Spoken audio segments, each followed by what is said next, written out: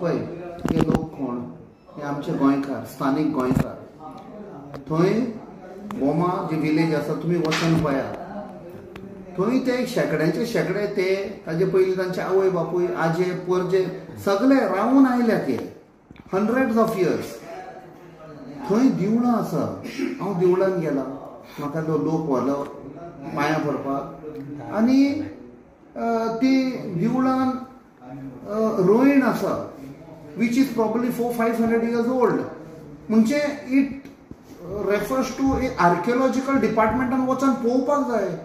सो ही देवळां प्रोटेक्ट करपाक जाय. आमच्या लोकांची घरां आसा प्रोटेक्ट करपाक जाय. In the name of development national highway म्हणून ती सगळीं घरां मोडून आनी देवळां मोडून तुमी वेता.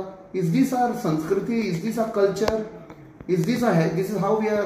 आमची हेरिटेज आमी सांबाळटले? लोक खंय वेटले? देवळां तुमी मोडटा, कोणे अधिकार दिला तुमकां? 4 देवळां, 1 आनी 2 न्ही.